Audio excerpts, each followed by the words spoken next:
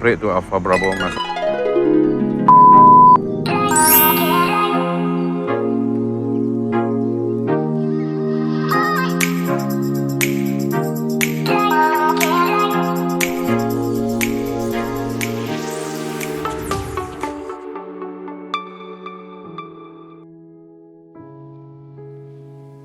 Assalamualaikum dan hai semua. Selamat datang ke Kokoci Channel. Hari ini kita nak bercerita mengenai bakal dipecat akibat kes Najib. Kenali Tengku Maimun yang humban Najib ke penjara. Kenali Tengku Maimun yang humban Najib. Mengetuai 5 panel hakim pada 23 Ogos lalu, perkara tersebut menjadi sejarah buat rakyat Malaysia apabila Ketua Hakim Negara Tun Tengku Maimun Tuan Mat telah menjatuhkan hukuman penjara 12 tahun dan denda RM120 juta kepada bekas Perdana Menteri Malaysia Datuk Seri Najib Razak berikutan kes rasuah dalam SRC International. Kes yang dinanti-nantikan semenjak ia mula dibicarakan pada tahun 2019 itu telah berakhir apabila Mahkamah Persekutuan mengekalkan hukuman kepada Najib Razak. Di dalam gegak gempita rakyat menyambut keputusan yang dikeluarkan oleh sistem perundangan Malaysia itu, perhatian rakyat turut tertumpu kepada figura Ketua Hakim Negara di mana namanya barangkali menjadi titipan terhangat netizen di media sosial, terutamanya di Twitter. Dilahirkan di Kota Baru, Kelantan pada 2 Julai 1959, Tengku Maimun melanjutkan pelajaran dalam bidang undang-undang di Universiti Malaya dan menamatkan pengajian dengan kepujian pada tahun 1982.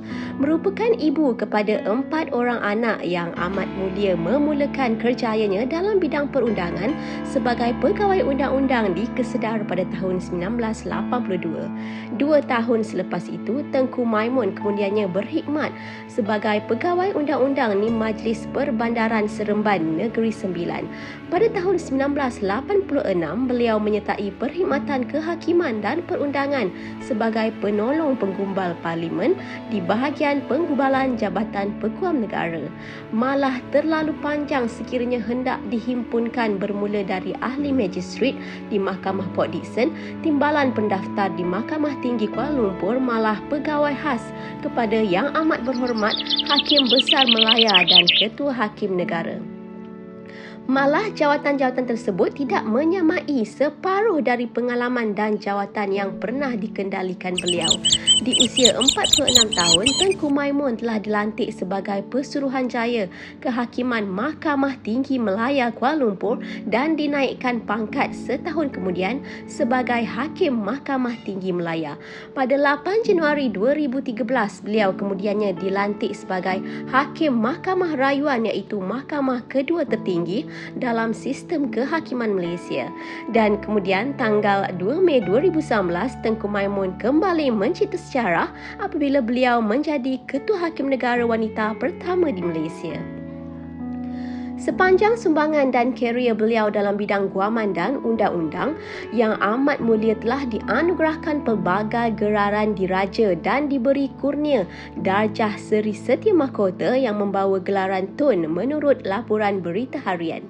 Antara kes-kes berprofil tinggi yang pernah dikendalikan Tengku Maimun adalah seperti kematian model Mongolia Altantuya Sharibu pada 2006. Selain itu, kes berunsur hasutan melibatkan ahli politik dan peguam terkenal Kapal Singh di mana Tengku Maimun menjadi hakim tunggal yang kekal dengan pendirian untuk tidak bersetuju bahawa mendiang harus disabitkan bersalah meskipun terdapat cubaan untuk campur tangan dalam bidang kehakiman pada ketika itu. Manakala bagi kes SRC International, Tengku Maimun adalah sebahagian daripada 7 hakim Mahkamah Persekutuan yang sebulat suara bersetuju untuk membenarkan perbicaraan pertama Najib Razak bermula. Ya, kejap-kejap. Nak lihat apa seterusnya? Subscribe dulu, okey? Okey, sedikit ya. Janji. Okey. 1, 2, 3. Okey, subscribe. Terima kasih. Jangan main-main dengan sumpahan mulut aku.